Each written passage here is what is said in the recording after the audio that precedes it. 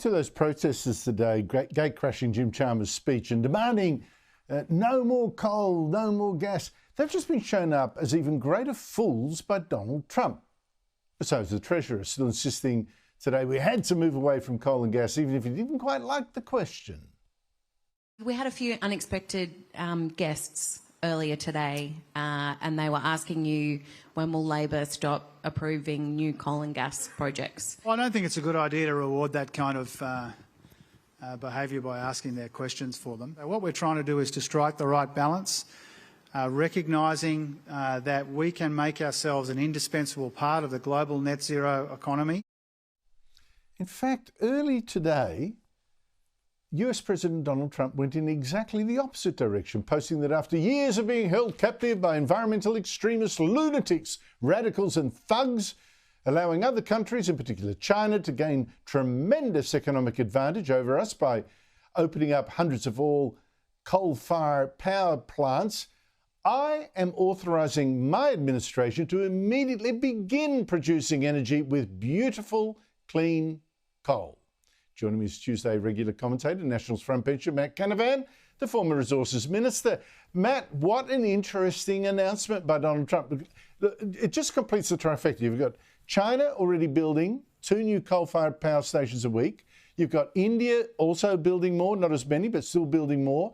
Now the US will be building more. Meanwhile, here in Australia, we're almost destroying every one of our remaining ones over the next decade. Why?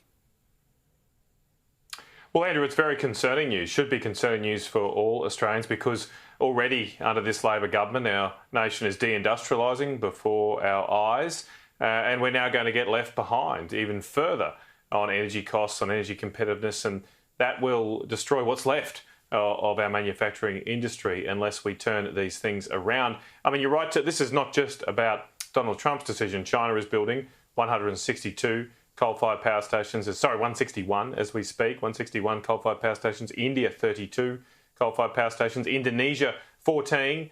Vietnam and the Philippines are building 5 coal-fired power stations each. And now the United States might be joining that party. Not only are we silly and stupid enough to not use our own coal resources while other countries do, we actually send coal to many of those countries to fuel their power stations that they're building.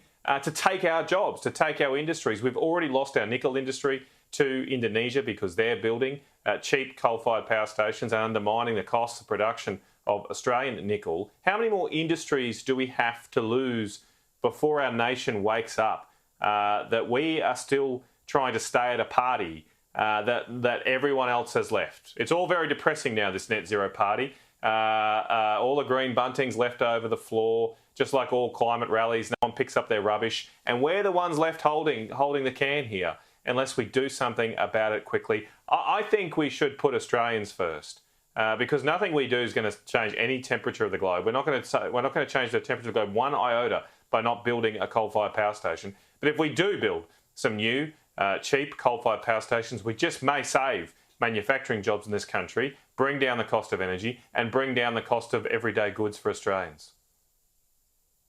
It's amazing. We were told, well, yes, we know that Australia won't make any difference on its own, but we're setting a good example for the rest of the world to follow. We've just mentioned India, US and China. Between them, that's half the world's emissions right there. They're not following our lead. I'm not quite sure who we're trying to impress. The government is instead, though, Matt, trying to get a lot more solar farms built, even though it's unreliable energy.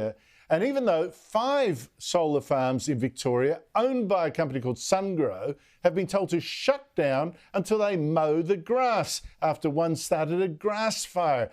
It's a bit alarming if we're, dropping all these solar farms all around our combustible bush.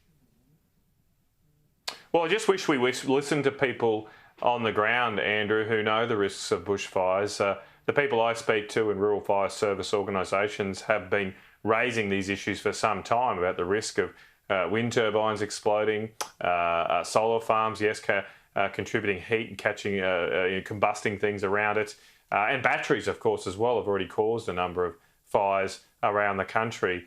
And none of these warnings seem to be taken seriously, or there's not proper plans put in place. And as it stands, I'd much prefer to have a nuclear power station in my backyard than some of these fire-prone solar factories, battery factories that are just going in willy-nilly without any planning around our country. These are really big risks to our nation. They're destroying so much of our beautiful, pristine, natural environment, and they're not even lowering power prices to boot. I mean, how hopeless was Jim Chalmers' excuse there about his promise to lower power prices by $275? They said that investing in renewable energy would lower your power bills. Instead, your power bills have gone up by triple what they promised to reduce them by. It is an absolute joke.